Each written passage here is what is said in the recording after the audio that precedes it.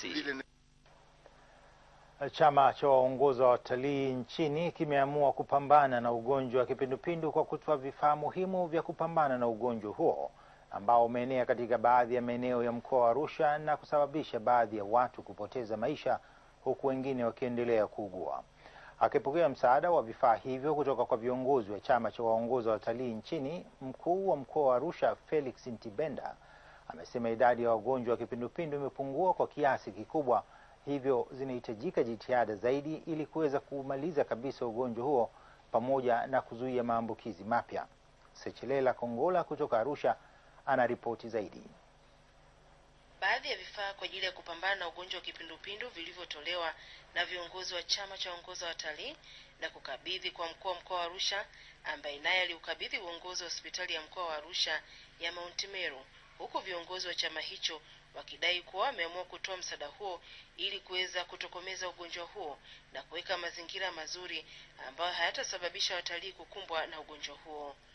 Mwenyekiti wa chama cha waongoza watalii Zado Kimgeta amesema unapotokea ugonjwa wa kipindupindu, waathirika wakubwa ni sekta ya utalii, kwani watalii wanashindwa kufika katika maeneo husika kutokana na tishio la ugonjwa huo.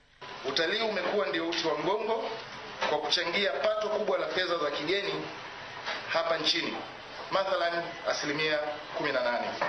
Kwa hali hiyo, ugonjwa wa kipindupindu unapojitokeza, waathirika wakubwa ni sisi katika sekta ya utalii, na tunaponyamaza ni hatari zaidi. Kipindupindu kimekuwa ni cha muda mfupi, lakini kimeathiri mambo mengi ikiwemo utalii. Kwa kiasi kidogo, wageni wetu ambao wanakuwa mara nyingi ni wageni kutoka nje wanaathirika sana na swala la ugonjwa, wanakuwa makini sana. Mganga mkuu wa hospitali ya mkoa wa Arusha Frida Mokiti amesema sehemu nyingi zinazokumbwa na ugonjwa wa kipindupindu zinatokana na ukosefu wa maji safi na salama, jambo ambalo amekishukuru chama cha waongoza utalii kwa kutoa misaada ambao vifaa vingi vilikuwa vinahitajika.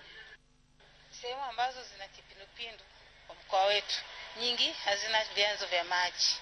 Maji wanayokunywa ni maji ambayo sio safi na salama. Hizo ORS tunawapa kila familia, kwa maana kwamba kama atapata mgonjwa aanze kumpa kama huduma ya kwanza. Kwa sababu tena tulikuwa tumeishiwa, tunashukuru sana kwa sababu litasaidia kwenye hilo zoezi.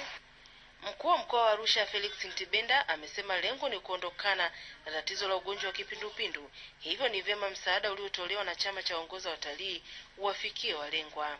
Idadi ya wagonjwa wa kipindupindu imepungua sana. Umeleta sabuni za kunawia, umeleta ORS hizo, umeleta water guard, ambazo zote hizi kwa kweli mganga mkuu ziende ziwafikie walengwa, kwa maana kwenda hasa pale ambapo tuna vituo vya kuhifadhia wagonjwa hao.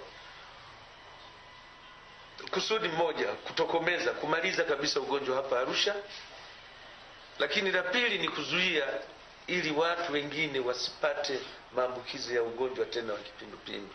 Tatizo la ugonjwa huu wa kipindupindu lilianza kujitokeza katika mkoa wa Arusha kutokana na baadhi ya wageni kuingia wakiwa na ugonjwa huo, jambo ambalo ulianza kusambaa kwa kasi. Sechelela Kongola, TBC1, Arusha.